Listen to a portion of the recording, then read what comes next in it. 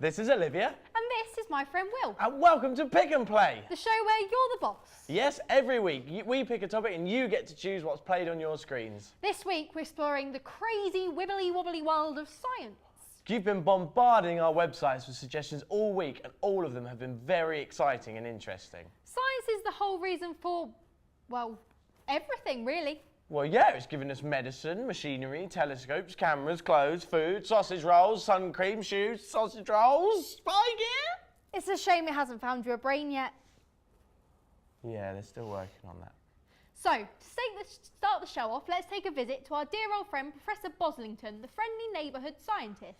The last 7 days you've been asking us what experiments you want to see Boslington show you, and he's been trawling through your suggestions. He's been working overtime, so much so his mother's angry that he's missed his dinner for the last few days.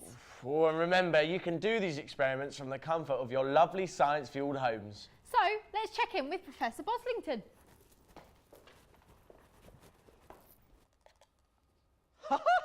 I've done it. Hi, Professor. What are you working on, Professor? Hello there. Well, I'm just working on one of the oldest questions known to man, the perfect cup of tea. Oh, can I try some?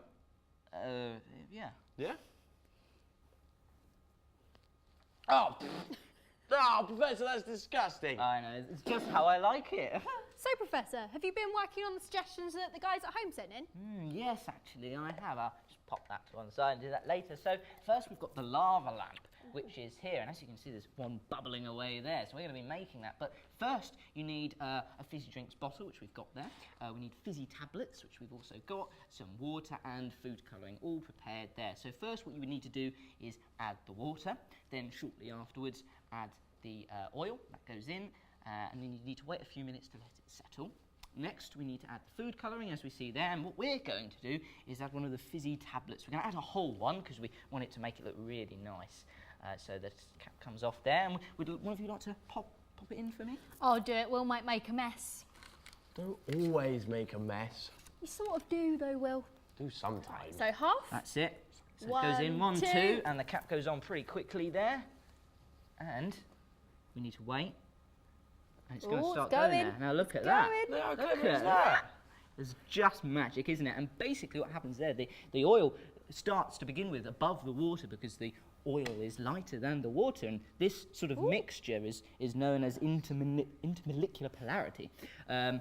Yes, well, it can be slightly confusing, but molecular polarity is basically like magnets. So water loves water, oil loves oil, and they separate and go their own separate ways. And then the colouring and the, just makes it look pretty.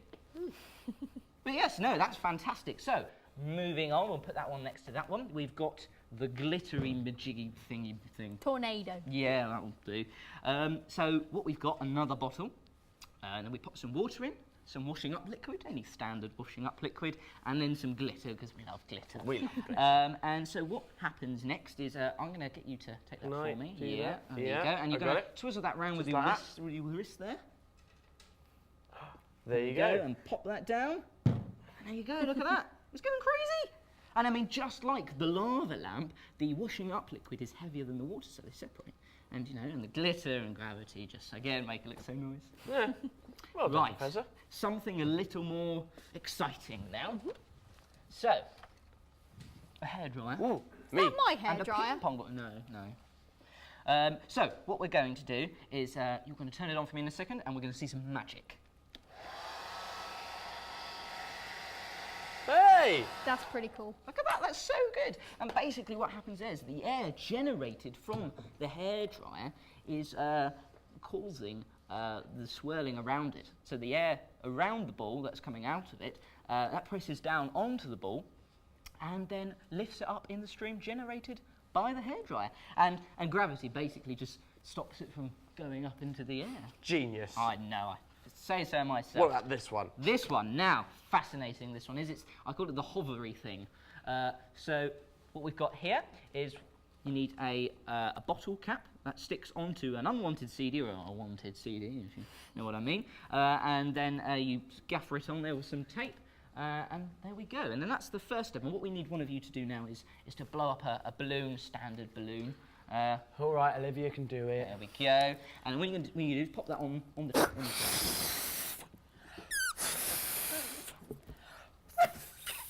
Is that enough? Yep, that'll do. So if you just pop that on top for me there. Oh. And then you're going to take it round the front for me and do some hovering. I can do that. There you go. Thank you very much. Right. There we go. And then we just need to lift the top of the cap off. And away we go. Away it goes. So the airflow created by the balloon causes this movement between the disc and the surface. And so that lifts, causes less friction, and allows it to hover freely. Oh, well, thank you very much, Professor. You've shown us some fantastic things. We're going to get going because we've got a lot to do, and I'm sure you do too. So we'll see you later. All details on how to make these experiments can be found on our website, www.pickandplay.com. But remember to always be careful and have a parent to help you. Thanks, Professor Boslington. Anytime, it's run along. For as long as there have been people, there have been doctors. Believe it or not, during prehistoric times, the cavemen that roamed our lands had spirit doctors to help them with their illnesses. Wait, so even back then they had medicine for coughs and colds? Well, not exactly. That didn't happen till the 1900s. What? But that was only 100 years ago. So what did they do to people who were ill before then? I'm not actually sure, Will. Maybe our friend Polly knows.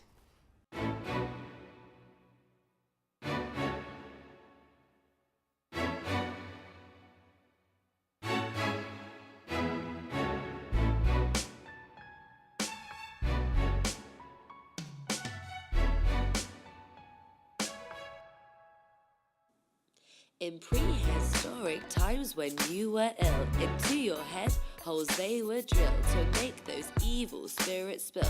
And this is what they thought until in ancient times when you were sick, a witch doctor they'd call quick with all his supernatural powers.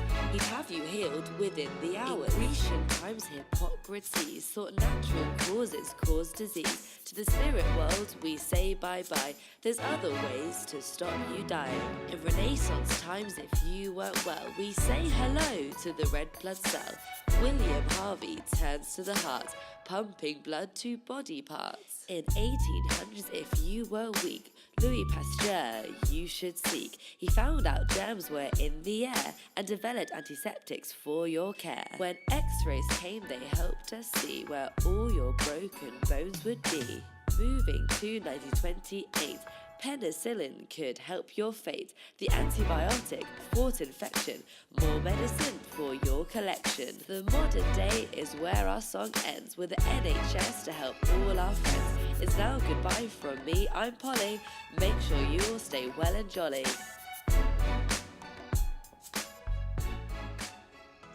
Thanks, Polly. That's a lot to remember. Well, that's why she always sings, because a catchy song that gets stuck in your head means you'll never forget. Well, now you at home have been sending your ideas to us and we've decided to put them in a segment that we call, well, Silly Medicine. And to get things started, here is young Bella, who has sent us this suggestion. Go. Hello, my name's Bella and this is Bella's marvellous stinky medicine.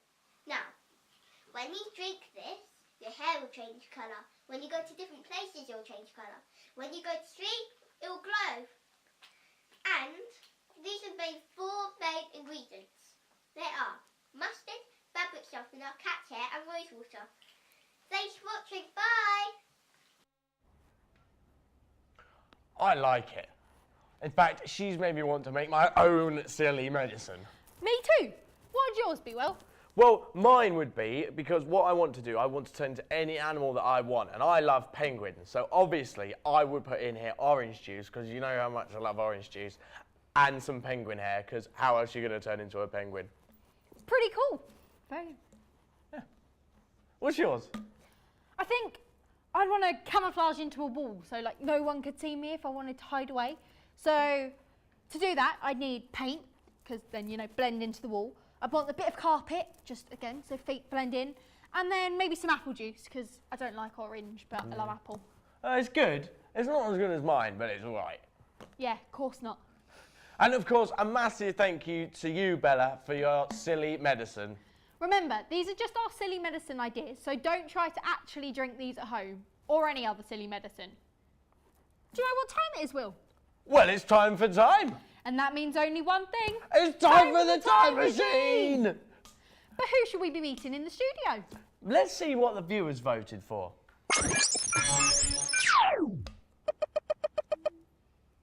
Okay.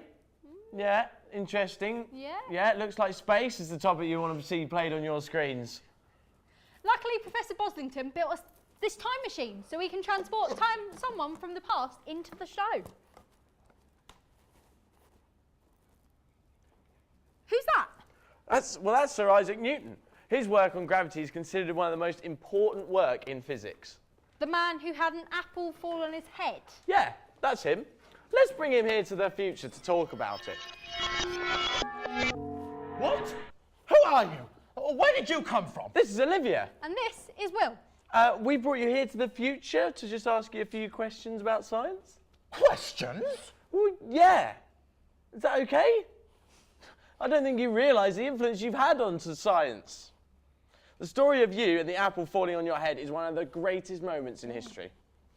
Okay, well, let's discuss it. Olivia, I think you've got a few materials. Yes, I do. haven't you, I'm to going to help get you them right explain. now. Okay. Come in with Got those. it. So if you take that side there, Yeah, you take you've got that, what's in and the I'll middle. take this. Now, imagine that this fabric is space.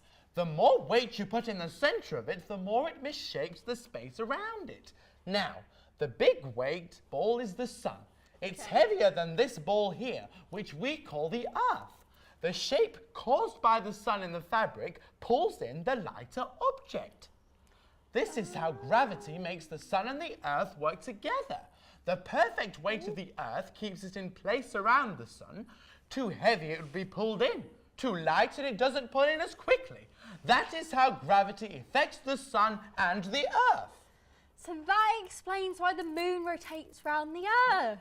Well, thank you, Sir Isaac. We should probably be heading back now, and so should you. So we'll see you later. Anytime. Thank you very but much. next time, please call ahead. I really do not like surprises. Sorry. No. I've learned a lot from that adventure. Oh, I've learned a lot in the last 15 minutes. That's all thanks to our friends, Polly, Professor Boslington, Sir Isaac Newton, and of course you at home. What's next week's topic? Next week's theme is music, so make sure you go onto our website, pickandplay.com, to pick the topics you want to see played on your screen. I can't wait to show off my music skills and make some instruments. Maybe you need a little bit more practice before next week. But until next time, goodbye. Bye.